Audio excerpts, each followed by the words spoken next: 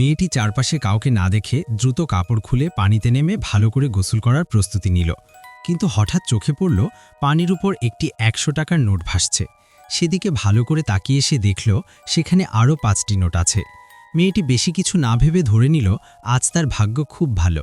ঠিক তখনই সে তীরে ৪টি অদ্ভুত প্যাকেট দেখতে পেল। এটি তার গোসল করার ইচ্ছা একেবারে চলে গেল। সে তাড়াতাড়ি এগিয়ে গিয়ে প্যাকেটগুলো খুলল। ভেতরে অনেক টাকা দেখেই সে আনন্দে আত্মহারা হয়ে গেল। এমনকি কোথায় বাড়ি কিনবে সেটাও মনে মনে ভাবতে শুরু করল। কিন্তু হঠাৎ মনে হলো টাকার মালিক হয়তো কাছেই আছে, তাই সে একটু ভয় পেয়ে গেল। এই টাকা নিজের কাছে রাখতে সে দ্রুত কাপড় পরে ক্যাম্পে ফিরে গেল। তার পরিকল্পনা ছিল নৌকায় করে চুপি চুপি টাকা নিয়ে যাওয়া, কিন্তু নৌকাটি খুব ভারী হওয়ায় সে একা তুলতে পারছিল না। উল্টো পড়ে গিয়ে শব্দ করে ফেলল। এই শব্দে তার সঙ্গী ছোট কালো শাওহেই দৌড়ে এসে গেল। তাকে দেখে মেয়েটি তাকে দলে নেয়ার সিদ্ধান্ত নিল। কিন্তু এত টাকা দেখে শাওহির মনে একটু সন্দেহ জাগল। সে বলল, এই টাকা ঠিকঠাক উপায় আসেনি, পুলিশের কাছে দেওয়াই ভালো, না হলে বিপদ হতে পারে। ঠিক তখন মেয়েটি হঠাৎ তাকে চুমু দিল। এতে শাওহি খুশিতে রাজি হয়ে গেল এবং টাকা নিতে সাহায্য করতে সম্মত হল। কিন্তু তাদের এই গোপন কথা আরেক সঙ্গী শাওশুয়াই দেখে ফেলল। মেয়েটি না চাইলেও বলল, তিনজনের সমান ভাগে টাকা ভাগ করবে, শর্ত হলো আগে এখান থেকে টাকা বের করতে হবে। কিন্তু শাওশুয়াই সৎ মানুষ হওয়ায় এই টাকায় আগ্রহ দেখালো না। সে তাদের বোঝালো টাকা যেখানে ছিল সেখানেই রেখে দিতে, না হলে পরে বড় বিপদ হবে। কিন্তু মেয়েটি তখন টাকার লোভে অন্ধ হয়ে গেছে। সে কিছুতেই টাকা ছাড়তে রাজি হলো না। শাওশুয়াই বুঝল তাদের বোঝানো যাবে না, তাই সে আলাদা হয়ে গেল। শাওশুয়াই চলে যাওয়ার পর মেয়েটি টাকা গোছাতে শুরু করল। এরপর শাওহেই সব প্যাকেট নৌকার পেছনে বেঁধে দিল। তারপর তারা দ্রুত বাড়ির দিকে রওনা দিল। মেয়েটি বারবার বলছিল যেন জনবহুল জায়গা এড়িয়ে চলে, কিন্তু শাওহেই কথা না শুনে নৌকাটি ভিড়ের কাছে নিয়ে গেল। সেখানে দুজন পুলিশ টহল দিচ্ছিল। মেয়েটি খুব ভয় পেয়ে গেল। সে নিচে তাকিয়ে দেখল একটি নোট বাইরে বের হয়ে আছে। ভাগ্য ভালো, তার দ্রুত বুদ্ধির কারণে কেউ কিছু টের পেল না। কিন্তু তীরে ওঠার পর সে দেখল একটি টাকার ব্যাগ নেই। সে খুব রেগে গেল, কারণ একটি ব্যাগে ছিল পুরো ২ মিলিয়ন টাকা।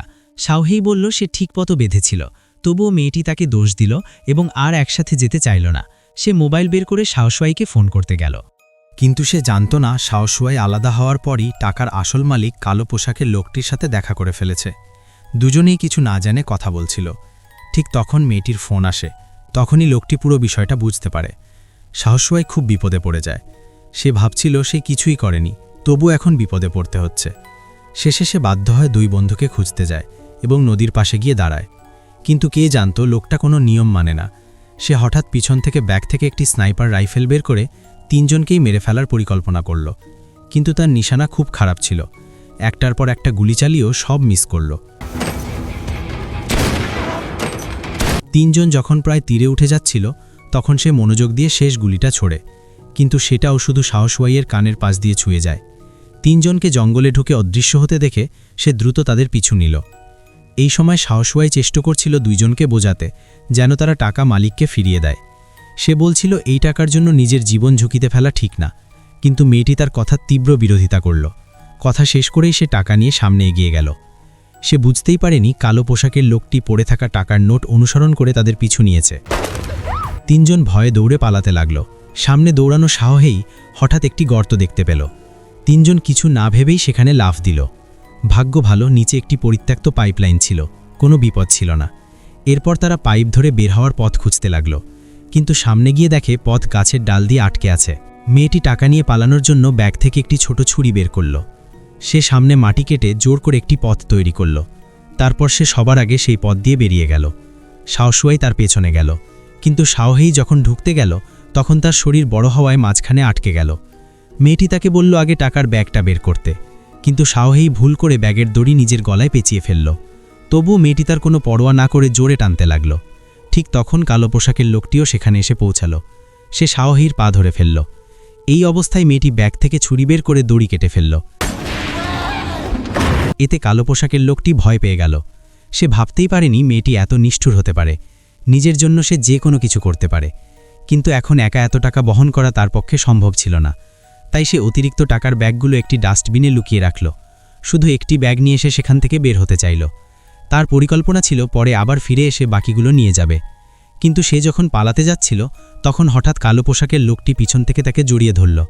সে আসলে পাইপ বেয়ে উপরে উঠে এসেছিল। মেয়েটি ফাঁদে পড়লেও একদম ঘাবড়ায়নি, বরং সে লোকটির সাথে দর কষাকষি শুরু করল। সে বলল সে টাকার অর্ধেক দেবে, না হলে সে বাকি টাকার অবস্থান কিছুতেই বলবে না। কালো পোশাকের লোকটি এতে রাজি হলো না। সে ভাবল এত ছোট জায়গায় খুঁজলে সব টাকা পাওয়া যাবে, তাই সে মেয়েটির শর্ত মানতে অস্বীকার করল। কিন্তু সে কথা শেষ করার আগেই কেউ পিছন থেকে তাকে আঘাত করল। সে মাটিতে লুটিয়ে পড়ল। আসলে সাহসুয়াই তখনও বেঁচে ছিল। মেয়েটি সঙ্গে সঙ্গে তার হাত থেকে লোহার রড নিয়ে কালো পোশাকের লোকটিকে মারতে লাগল। এতক্ষণে সে পুরোপুরি নিশ্চুপ হয়ে গেল।